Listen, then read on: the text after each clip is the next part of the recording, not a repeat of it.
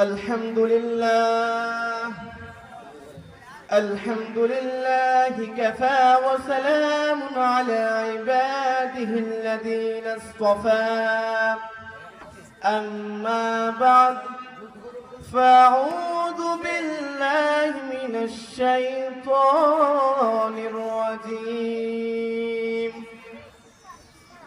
بسم الله الرحمن الرحيم والعصر إن الإنسان لفي خسر إلا الذين آمنوا وعملوا الصالحات وتواصوا بالحق وتواصوا بالصبر. وقال رسول الله صلى الله عليه وسلم إنما الأعمال بالخواتم أو كما قال عليه الصلاة والسلام. আলহামদুলিল্লাহ, পাথরঘাটা কর্তৃক আয়োজিত আজকের তাফসীরুল মাহফিলে সম্মানিত উপস্থিতি, আমার ছাত্র ভাইয়েরা, মুরব্বী আজমির কিরাম এবং অত্র এলাকার নেতৃস্থানীয় বাসিন্দা সকলকে জানাই আসসালামু আলাইকুম ওয়া রাহমাতুল্লাহি ওয়া বারাকাতুহু।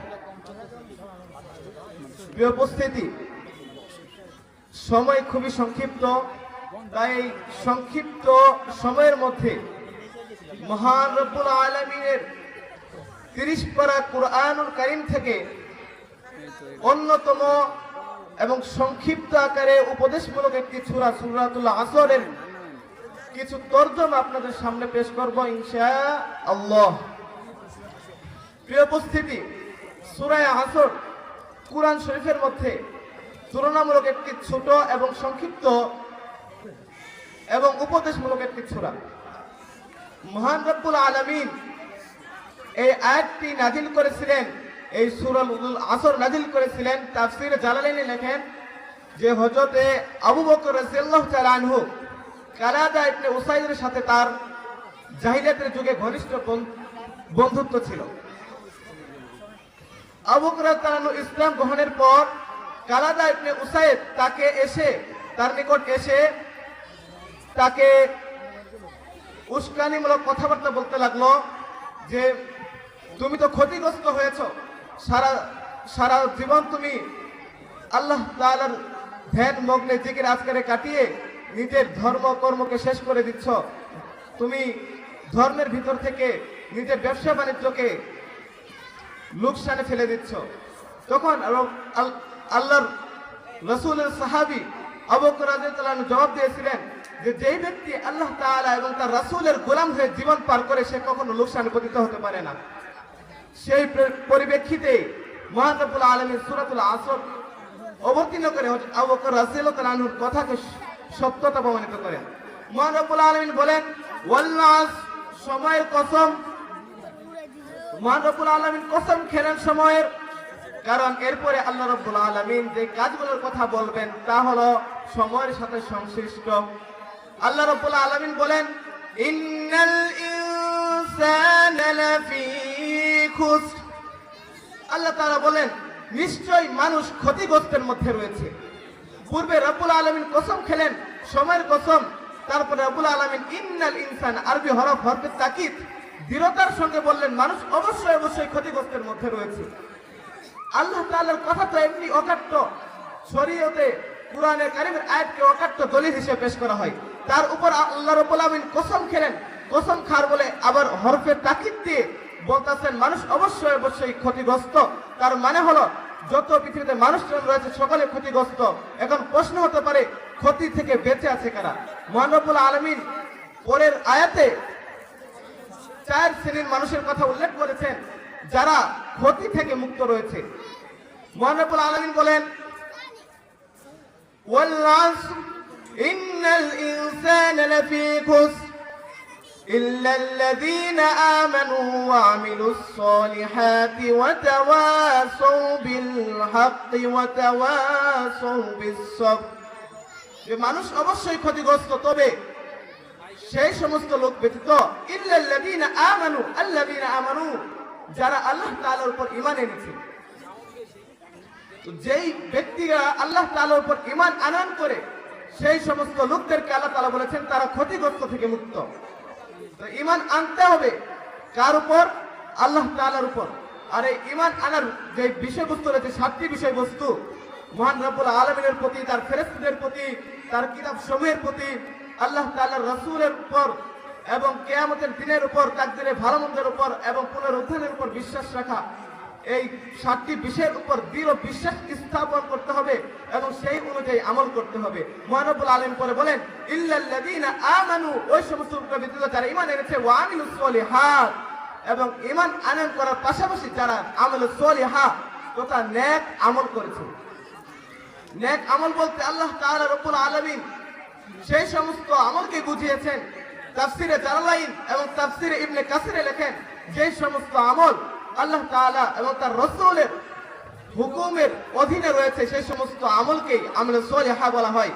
অর্থাৎ নামাজ পড়া, জিকির আজকার করা, রোজা রাখা, সদকা করা সহ যত নেক আমল রয়েছে, গরিব দুস্থদেরকে খাওয়ানো, সকল নেক আমলগুলো আমলে সলিহার অন্তর্ভুক্ত।